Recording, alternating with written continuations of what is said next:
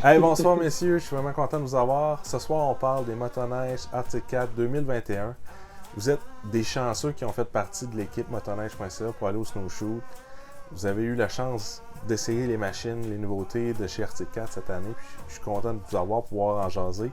Puis Arctic 4 nous ont un peu surpris cet automne avec un early release. Puis je pense que Denis, tu es la meilleure personne pour nous en parler. Fait que je te laisse aller avec une introduction sur comment Arctic 4 nous ont amené ces modèles-là cette année. À mi-novembre, là, finalement, la majorité de leurs modèles, à ce moment-là, ils avaient fait un pré-lancement juste avant, mais le 15 novembre à peu près, là, ils ont lancé le reste de leur flotte. Puis on pouvait acheter, là, le Snowmageddon a commencé là, dans ces journées-là. L'idée, c'est que, étant donné que pour les modèles 2020, il n'y avait aucun modèle in-season, c'était tous des modèles qui avaient été commandés le printemps d'avant, donc des modèles du Snowmageddon 2020 qui a eu lieu il y a un an. Les gens qui voulaient commencer à penser de changer de machine, bien, Arctic 4, il disait si on attend au mois de février-mars, les gens vont peut-être changer de compagnie puis aller signer ailleurs. Fait qu'on va lui donner quelque chose, là, une façon de prendre l'avance, si on veut, puis qu'on soit présent, là, même si les gens passent la commande puis qu'ils vont avoir la machine pratiquement un an plus tard. Mais au moins, ils vont avoir la chance de voir c'est quoi la flotte des modèles 2021, comme on a pu voir. Je pense que chez Arctic 4, la nouveauté qui a le plus shaké l'industrie, c'est l'arrivée des Blast, une machine un peu plus petite, d'entrée de gamme avec un nouveau moteur, avec les nouvelles technologies. C'est comme un CTEC 2 mais coupé en deux. Je pense que vous avez tous eu la chance de les essayer, fait que j'aimerais ça avoir vos inputs là-dessus. Je suis vraiment curieux. Écoute, c'est sûr et certain que c'est un gros statement pour Arctic 4 d'arriver avec une machine enfin qui fait le pont entre ce qu'on retrouvait là, au niveau du Snow Scoot ou encore du Zadar 200 et les machines pleines de grandeur là, avec des moteurs 600 et 800 et ainsi de suite. Donc, on a moi j'appelle ça un chaînon manquant, si on veut, c'est-à-dire que c'est ce qui manquait. Là, on avait des jeunes qui pouvaient, des jeunes enfants, début, adolescence, qui avaient une machine, puis après ça, il y avait comme un laps de temps où il y avait un gap, là, il n'y avait rien pour adresser pour les adolescents puis les jeunes adultes. Puis l'autre chose aussi, ben, ça fait des machines d'entrée de gamme qui sont hyper intéressantes, là, parce que là, on parle d'une puissance de 65 HP avec un moteur qui est réellement intéressant. Fait que moi, je pense que c'est réellement très bon pour l'industrie, pour régénérer, ramener du monde au niveau du sport. Oui, puis ça, je pense qu'il faut pas arrêter de taper sur ce clou-là. Puis moi puis ton gars Mathieu, on connaît pas mal là-dessus. On trouve ça terriblement important que tous les manufacturiers ouvrent la porte pour que les jeunes aient une place dans l'industrie. Puis que, veux pas, quand t'es jeune, tu te bâtis une famille, puis là, t'aimerais ça avoir une motoneige, mais les motoneiges te coûtent 15, 16, 17, 18, 20 000. C'est plus compliqué. Tandis qu'une machine à 10 000, ça commence à peut-être cadrer dans plus de ménages. Puis ça, je trouve ça vraiment intéressant d'amener ça dans le marché, puis de donner une chance aux gens de se joindre à notre belle famille. Parce que, veux pas, on est tous des passionnés, on aime ça triper, on aime ça être dehors, on vit cette aventure-là qui est la motoneige. Puis c'est le genre de machine qui permet d'introduire plein de nouveaux riders, puis ça, c'est vraiment cool. Oui, puis ce qui est intéressant aussi, c'est que en laissant, tantôt je parlais d'une espèce de gap, là, une période dans laquelle les jeunes, il n'y avait plus rien à s'accrocher au niveau du sport de la motoneige. Mais ces jeunes-là pouvaient aller, mettons, faire de la planche, faire du ski, prendre une nouvelle passion, aller dans un nouveau créneau, puis carrément lâcher le monde de la motoneige. On les accroche jeunes. Moi, j'ai commencé à faire de la motoneige. C'était à peine si j'étais capable de m'asseoir dessus. Puis, j'avais 5, 6, 7 ans. Puis aujourd'hui, j'étais un fanatique. J'ai jamais lâché le monde de la motoneige, sauf une petite période dans ma vie. Mais c'est ça, j'étais un fan fini. Si on est capable de générer cet engouement-là sur la nouvelle génération, ben, je crois que ça va être seulement bon pour le sport de la motoneige. C'est très vrai ce que tu dis là. Puis, la beauté de la chose, c'est que le segment Blast il est offert autant en sentier, autant en hybride utilitaire ou en montagne. Il y a une Blast pour tout le monde. Fait que ça c'est vraiment bien. Parce que le sentier, on s'entend, c'est difficile d'amener nos jeunes là parce qu'il y a de la réglementation. Tandis que dans l'utilitaire, la machine elle peut aussi servir à la cabane à sucre, au chalet, puis en même temps avec une belle machine d'initiation pour tes enfants. Ça, je trouve ça merveilleux. Oui, tu avais raison. En fait, on a passé une après-midi avec la Blast M, donc le modèle hors-piste. Puis on avait toutes les manufacturiers étaient toutes là avec leur nouvelle machine, elle a fait pas de technologie, beaucoup de puissance. Puis c'est une des machines que je me suis, on va dire, quasiment gardée pour moi tout seul pendant un bon laps de temps. Là, j'ai vraiment apprivoisé la petite Blast M. Je l'appelle la petite, là, surtout que on a l'impression qu'elle est beaucoup plus petite qu'elle est en réel. On parle d'un 7/8 de la grosseur normale de la motoneige. Donc on n'est pas perdu sur la motoneige. Les dimensions sont quand même assez généreuses. J'étais un assez grand gaillard. Puis malgré tout, j'étais très confortable sur la machine. Puis la mécanique à l'intérieur, le 400cc qui est un monocylindre, un peu comme le 800cc Citec 2 qui a été coupé en deux, dégage une bonne puissance, permet d'être assez dynamique là, dans les actions qu'on fait avec la motoneige. Les composantes qui sont dessus, le fit and finish est vraiment très bien. Arctic Cat, ils ont bien réussi à ce niveau-là. Et le plaisir qu'on reçoit avec cette machine-là, en fait, on n'est pas ailleurs avec une super mécanique hyper puissante qu'il faut penser à chaque mouvement qu'on fait. Donc, pour apprendre, même quelqu'un intermédiaire va y trouver son compte avec cette machine-là. Strictement aligné là, vers la montagne, on s'entend là, le monorail du Alpha One qui est là-dessus. On a vraiment un feeling de montagne écœurant là-dessus. Vraiment, chapeau à ce niveau-là. Ouais, c'est le fun. Effectivement. C'est vraiment le fun d'avoir le 65 HP, vous l'avez essayé quand même en altitude, ça donnait quoi? C'était-tu correct? Ouais, c'est sûr qu'on perdait un petit peu de puissance. Là, je pense qu'on l'avait calculé très rapidement. On sort à peu près avec le 50 chevaux. Donc c'est sûr que on va dire à hauteur du Québec, avoir le 15 chevaux de plus, là, ça va être parfait comme motorisation dans ce gabarit-là. Au Québec, on ne joue pas dans les très hautes altitudes. Je pense pas non plus que quelqu'un aille jouer sur le dessus des chic-chocs, là, malgré que peut-être que ça serait intéressant de l'essayer et d'y aller. Puis, de ce que je comprends aussi, c'est que la série Blast, c'est pas tant économique d'un point de vue. Arctic Cat, ils ont quand même mis le single beam. Ils n'ont pas lésiné sur certains aspects des motoneiges. Ils ont quand même mis des pièces qu'ils ont sur leur modèle haut de gamme sur cette série-là. Ouais, exactement. Quand tu regardes la machine, tu le regardes composante par composante, on se rend compte que c'est tout ce qui existe présentement sur les motoneiges. Donc, les sides panneaux, les panneaux de côté, c'est exactement les mêmes que sur une montagne actuelle. Bon, on a des stickers différents, ces choses-là, mais il y a une très grande partie des pièces qui sont réutilisées, d'un point de vue, oui, économique, mais au final, tu te retrouves avec une machine qui est quand même assez haut de gamme, que tu as j'aurais tendance à dire peut-être un 60% des composantes du véhicule que tu retrouves sur une machine pleine grandeur que tu vas payer un 6, 7 ou 8 000. C'est vraiment intéressant. On a vraiment le feeling de top qualité quand on le conduit. On n'a pas peur qu'elle nous casse entre les mains. On sent que c'est solide, on est capable d'y en donner, puis on a beaucoup de plaisir à avoir ces machines-là. Puis on n'a pas toute la finesse d'une grosse mécanique, la performance, puis la souplesse d'une super suspension. Et au final, ça nous ramène au basic de la motoneige. C'est d'embarquer sur la motoneige, on la part, on s'amuse. Il n'y a pas plein de babioles autour de nous qui viennent un peu nous distraire. Donc c'est vraiment retourner à l'essence même de la motoneige, d'avoir du plaisir dans la main. Ah, ça c'est cool. Puis... Effectivement. Ah, vas-y Louis, c'est la scène est à toi. Non, mais ce que je voulais dire, c'est que Vincent a raison. C'est une motoneige qui est très solide parce que j'en connais un gros gaillard qui l'a essayé et il n'en est pas venu à bout. Mais tantôt, on disait une motoneige pour les jeunes, mais je peux vous dire que si jamais il y a quelqu'un qui a ça dans son stationnement, les adultes, d'après moi, vont vite partir avec la motoneige aussi. On s'est pas chicané, là, mais on avait... c'est rare que les Blast, n'importe quel, les trois, là, Il n'y avait jamais un blast d'arrêté là, quand on était en essai. Il y avait toujours quelqu'un sur un blast, fait qu'on a eu pas mal de plaisir. Puis la différence que moi j'ai vue avec le temps de Denis, tantôt qu'il disait, mais tu sais, c'est une motoneige qui vient avec un démarreur électrique, un reculon.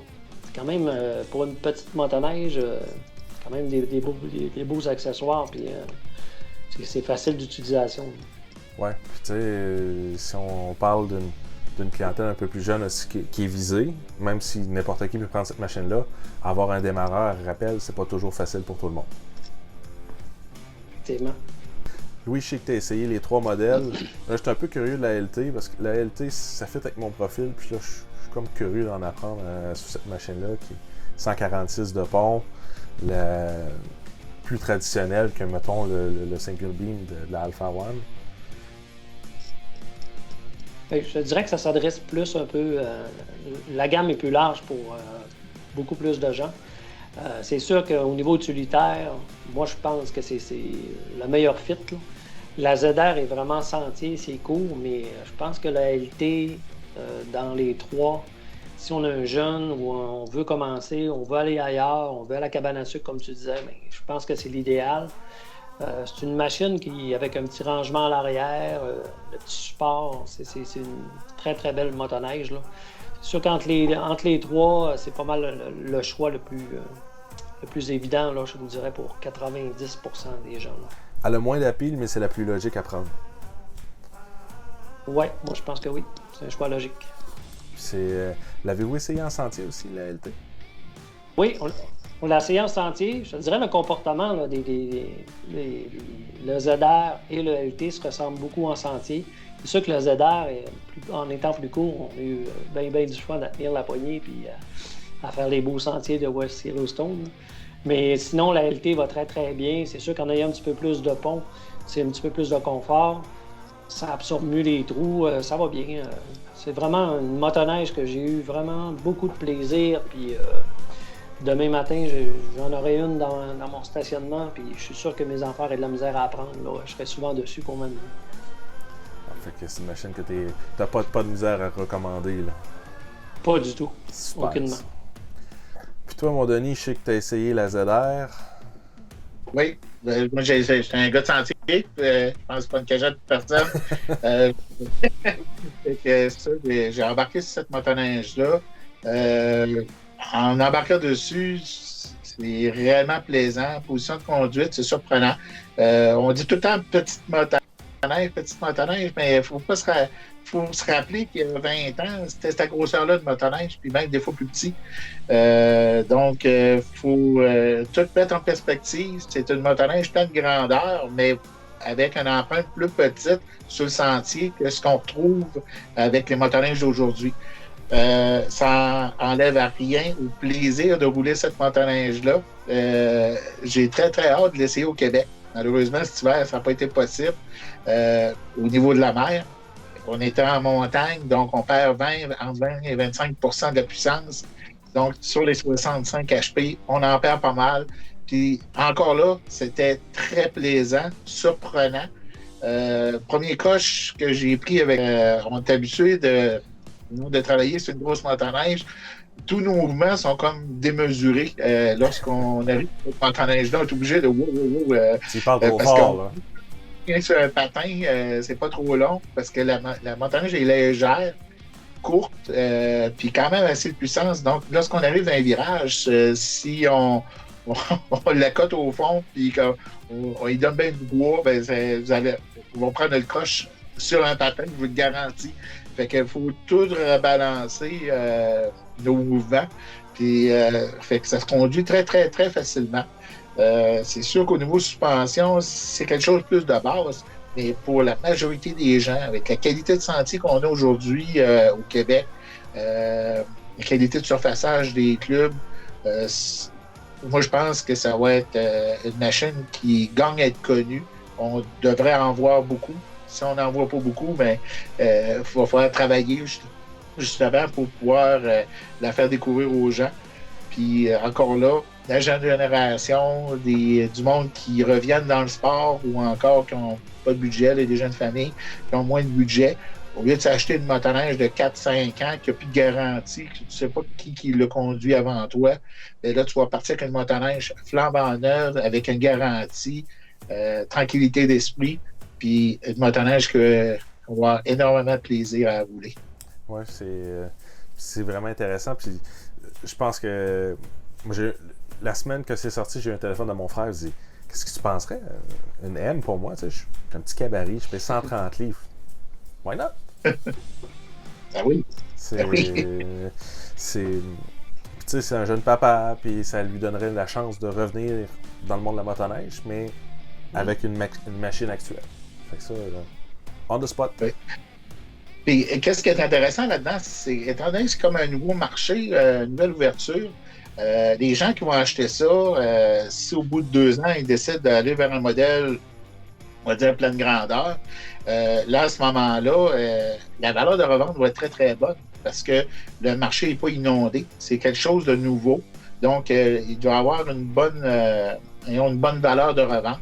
Donc, l'investissement que les gens vont faire pour l'achat de le motoneige ne devrait pas trop perdre d'argent là, au bout de 2 ou 3 ans sur ce modèle-là. C'est sûr qu'au début, il va y avoir une rareté, là, c'est assuré. Là. Oui. Et je pense moi, je trouve que ça fait quand même un bon tour d'horizon pour les Blasts. Avez-vous un mot de la fin du côté Blast où on est correct et on passe à autre chose? N'oubliez pas, c'est juste les ventes du printemps. Fait que dépêchez-vous d'aller en commander un parce que ça achève.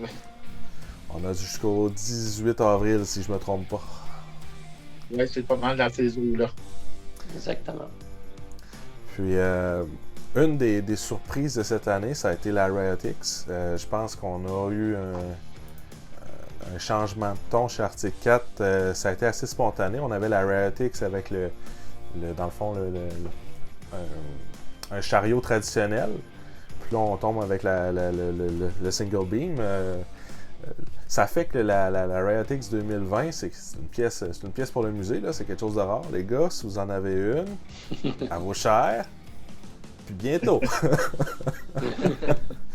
Mais je trouve ça vraiment intéressant de voir une approche avec une 146 plus agressive avec le monorail. Puis je sais que les gars, vous l'avez essayé. Vincent, peux-tu m'en parler un petit peu? Oui, non, c'est bien cette année qui arrive justement avec le single beam sur la Riot X. Je pense que l'année dernière, la Riot et la Riot X, les deux modèles étaient un petit peu trop proches un de l'autre.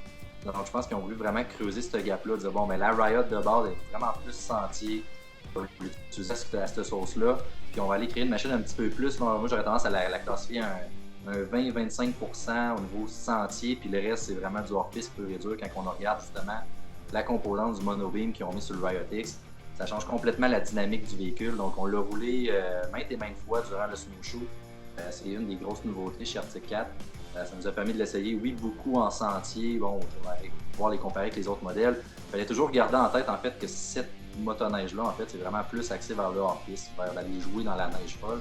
Donc, oui, en sentier, c'est pas la machine qui brille le plus dans cet aspect-là, mais quand même, en jouant un petit peu avec les suspensions, en venant positionner son corps sur le véhicule, on était quand même capable d'avoir de quoi de très intéressant en sentier, d'avoir de bonnes performances, mais c'est pas pur et dur au niveau du sentier. C'est vraiment fait pour aller jouer, faire du hors-sentier. C'est pas un crossover 50-50, il faut s'enlever ça de la tête. Donc, quand on va jouer vraiment dans leur piste, c'est là que ça brille. On a 2.6 de palette, 146. C'est une machine qui est quand même assez courte, donc permet de faire des beaux wheelies assez facilement. C'est une prise en main un petit peu différente avec le monobeam, donc la façon que la machine réagit, on force beaucoup moins dessus. Donc, après ma barre, quand on commence avec, on a l'impression qu'il y a une glisse entre les jambes, qu'elle tombe de côté. Quand on laisse travailler la machine, on a beaucoup plus de facilité, on a une souplesse de venir carrer dans la neige. Donc, vraiment, ça va très bien, malgré tout, même si c'est on va dire un pont court là, pour du hors-piste, mais c'est très intéressant. Je pense que pour le Québec, ça va être une très bonne monture.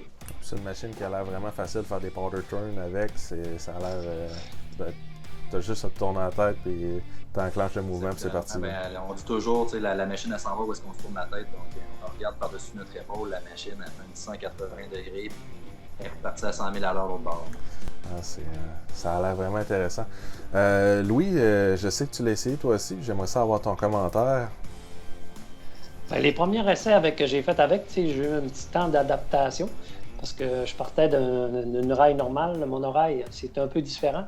Mais je te dirais que c'est vrai que c'est facile, ça cante. Là. Au début, les 2-3 premiers coups, là, c'est un petit peu plus difficile. Mais on a pogné une belle petite pente à un moment donné, puis on a pu faire un peu de side-in avec Vincent puis Mathieu. On s'est amusé un petit peu. C'est vraiment, vraiment facile. Ça prend une dizaine de minutes de s'habituer avec la machine. C'est assez facile. Moi, j'ai aimé ça. C'est une machine que, d'habitude, tu vas forcer un petit peu plus. Celle-là, tu n'as pas besoin. C'est vraiment... Tu n'as pas besoin de peser fort sur tes marchepieds. Ça peut penser un petit peu à un comportement d'un racer. Okay. C'est vraiment... ça te lance. Ça se couche assez facilement. Puis ça, c'est...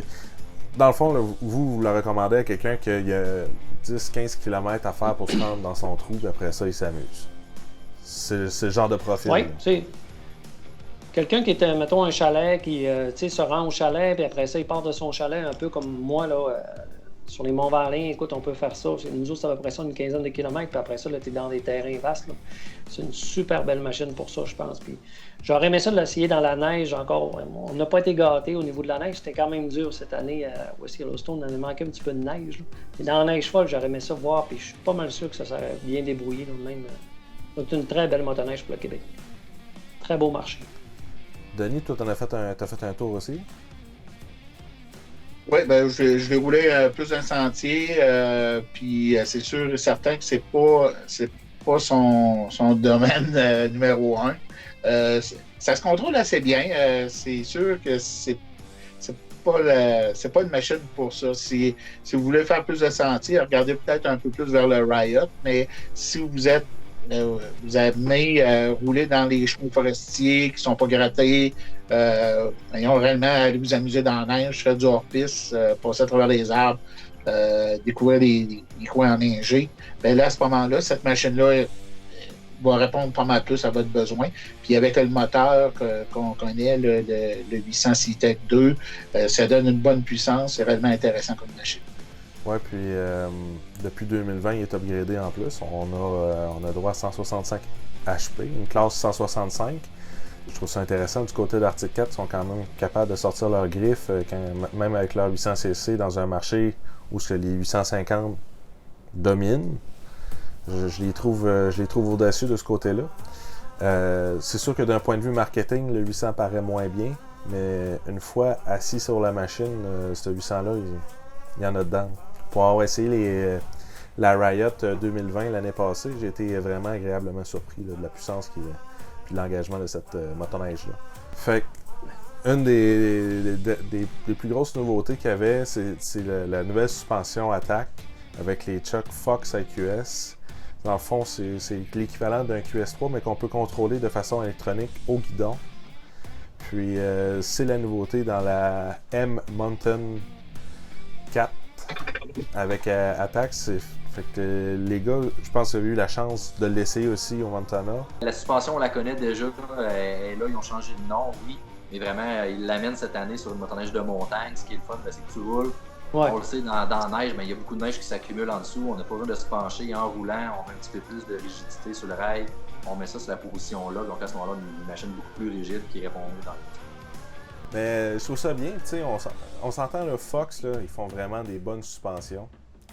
Que ce soit les QS3 ou les IQS, je pense que c'est un bon choix. Puis si on regarde, c'est disponible depuis quelques années, là, les IQS. En vente chez Fox, qu'on peut mettre sur les Skidoo et chez les Polaris. Mais ça a été vraiment une exclusivité qui a été signée avec Arctic Cat. Arctic Cat, ils ont toujours travaillé dans les dernières années avec Fox, puis je trouve que ça font un bon match ensemble. Oui. Je veux juste éclaircir quelque chose là, au niveau de la suspension Attack. Là, pour ceux qui connaissaient l'IACT, c'est la même affaire. C'est juste qu'on rebrandé, on a changé le nom de cette suspension-là. C'est la suspension qu'on avait, entre autres, là, sur le Thundercat. Puis la beauté de cette chose-là, de cette suspension-là, c'est qu'on peut ajuster directement à partir du guidon, on peut ajuster en roulant notre suspension. Puis on peut aussi avoir des configurations prédéterminées. Donc, si quelqu'un roule en sentier sur 15-20 km, il peut utiliser le profil numéro 1, puis à un moment donné, il tombe hors piste, il se place directement sur le profil numéro 2, puis sa suspension va s'ajuster automatiquement. À sa préférence. Et on sur le vif. Oui, c'est ça. Fait que ça, je pense que ça vaut la peine là, que les gens comprennent l'utilité. Pourquoi ils ont fait ça sur le M? C'est réellement pour ça. On peut passer là, d'une configuration à une autre, excusez-moi, très, très rapidement. Ouais, c'est vraiment avantageux. Puis comme tu disais, là, quand le skid est rendu plein de neige, c'est pas tant le fun d'aller ajuster ses suspensions on the fly. Et plus souvent qu'autrement, on va faire comme. Tandis que là, le bouton est là, il est juste. C'est fait. Fait que non, je pense que c'est un bon coup de chez Arctic d'avoir signé cette exclusivité-là, d'avoir cette suspension-là. Puis je trouve ça vraiment bien de ce partenariat-là avec Fox. Messieurs, on arrive au moment où on parle de notre favori pour la saison 2021 chez Arctic Cat. Denis, quelle machine t'aimerais rouler chez Arctic Cat? Écoute, un gars de sentier, je suis obligé de dire le Thundercat parce que ça demeure la machine. Moi, j'appelle un petit peu le roi de la trail, là, King of the Trail. Non, King of the Hill, parce que c'est pas la bonne machine, mais c'est réellement une machine, là, si vous voulez avoir une expérience de conduite extraordinaire, c'est réellement la machine. Cette année, la petite particularité, c'est qu'ils ont changé la chenille. Au lieu d'avoir un profil de 1 pouce, on tombe à 1 pouce et quart. L'avantage de ça va nous donner plus de traction. Moi, je demeure dans le bas du fleuve. Je roule beaucoup en Gaspésie, Bas-Saint-Laurent, au Nouveau-Brunswick. Puis, on a énormément. C'est très souvent, là, on a de la neige démêlée, le fond de sentier n'est pas ferme. Avec 1 pouce, ben on patinait pas mal, tandis qu'avec 1 pouce et quart, ben, on va avoir pas mal plus de traction. J'ai réellement hâte, là, j'espère avoir la chance l'année prochaine de pouvoir en rouler une ici au Québec pour pouvoir apprécier ce petit changement-là. Pour les puristes, c'est sûr et certain qu'on perd au niveau du top speed sur surface très, très dure. Mais dans la majorité des cas, souvent, on va rouler avec 2-3 pouces de neige démêlés sur le dessus du sentier, puis et des fois plus. Puis c'est ça, cette traction-là va nous permettre d'aller beaucoup plus rapidement, d'avoir de meilleures accélérations que ce qu'on trouve avec une chenille. Ça vient avantageux au niveau des reprises et en sortie de virage pour reprendre sa vitesse plus rapidement. Oui, définitivement. Puis on s'entend, le Thundercat, c'est la machine qui va être la plus rapide à l'autre bout du lac. Il n'y a pas beaucoup de machines qui en dehors de ses sœurs jumelles chez Yamaha, il n'y a pas beaucoup de machines qui sont plus rapides que la Thundercat. Ouais. Et pour toi, Vincent, quelle machine a tapé dans ton œil? J'hésite beaucoup entre la Blast M et la Riot. Je suis pas nécessairement très débutant au niveau motoneige. Je pense que je fais quand même le tour vite de la Blast M, mais quand même qui serait intéressant comme essai. Et je crois plus logique, j'irais avec la Riot X, qui correspond quand même bien à mon style de riding. Donc faire un peu de sentier pour me rendre à mes spots. Puis après ça, vraiment jouer dans la neige. Puis je suis sûr qu'avec la pleine puissance au Québec, 146 et 2.6 de palette, ça risque de faire des beaux rouleaux, donc des beaux wheelies bien droits en chandelle. Voilà. J'ai la chance de mettre la main dessus l'hiver prochain, je vous enverrai des photos. Je suis certain que tu vas nous sortir de belles images de là. Ouais. Toi, mon ami Louis? Je partage le coup de cœur de Vincent pour la Riot X. Par contre, je vous dirais que j'ai eu trop de plaisir avec la Blast pour ne pas la choisir. Que ce soit le modèle ZR ou le LT, là, mais j'ai eu tellement de plaisir, puis on a tellement eu de sourires sur les devoirs dans nos casques. Si on avait eu une caméra à l'intérieur, ça aurait été terrible de voir ça. Là. On a ri, en tout cas, on a eu du fun avec ces motoneiges-là. Là. D'après moi, j'ai perdu 20 ans. User avec cette motoneige-là, puis avoir ce plaisir-là. Ben, si moi j'ai eu ce plaisir-là, imaginez quelqu'un qui débute en motoneige, qui a peu ou pas d'expérience, ça doit être incroyable là, d'embarquer sur une motoneige. Tu te sens à l'aise, tu te sens déjà un peu bon, puis tu peux apprendre facilement avec cette motoneige-là. Fait que c'est sûr que moi, le Blast, c'est une machine que j'aimerais ça découvrir, puis m'amuser encore plus, puis la faire découvrir aux gens. Je trouve qu'il y a vraiment un petit quelque chose là, qu'ils vont aller chercher un marché là, qui est une belle niche. Là. J'aime ça, un fabricant qui explore comme ça une nouvelle venue. Ouais, une nouvelle avenue. Ça a été vraiment intéressant de ce côté-là. Puis, je peux pas aller ailleurs que toi non plus. Moi, la Blast LT, je l'aime beaucoup. Je pense que c'est le choix logique dans le line-up des Blasts. Ça va être la machine à tout faire. Puis moi, j'aime ça pouvoir autant m'en aller en sentier que d'aller à la cabane à sucre, puis traîner du bois, puis faire des petits travaux, puis après ça, aller m'amuser en arrière dans le backcountry. Fait que cette machine-là, je la trouve super le fun pour ça. Puis d'un autre côté, pouvoir essayer la Riot, je trouve que c'est une super machine aussi. Pour quelqu'un qui fait du sentier principalement, puis qui veut se faire des escapades avec ses chums un peu plus hors piste, je la trouve vraiment intéressante aussi. Même si c'est pas une nouveauté cette année, je peux pas passer à côté. J'ai vraiment apprécié ce véhicule-là. Très bon joueur. Ouais. Un gros merci, messieurs, d'avoir pris le temps de venir nous parler des Arctic 4 2021. J'espère que ça l'a plu à notre audience. Si vous avez aimé ça, les gens, abonnez-vous, partagez. C'est toujours le fun de savoir qu'on est écouté et que c'est apprécié ce qu'on fait. Puis, vous avez jusqu'au 18 avril pour commander vos machines qui sont Snowmageddon. La plupart des modèles, en fait, tous les modèles ne sont disponibles qu'en Snowmageddon pour 2021. On verra bien ce que 2022 nous réserve pour les lancements Arctic 4. Un gros merci, messieurs. Puis on se revoit dans un prochain épisode. J'imagine qu'on va se voir bientôt pour Yamaha et Polaris. À la prochaine, messieurs. Bye. Merci beaucoup.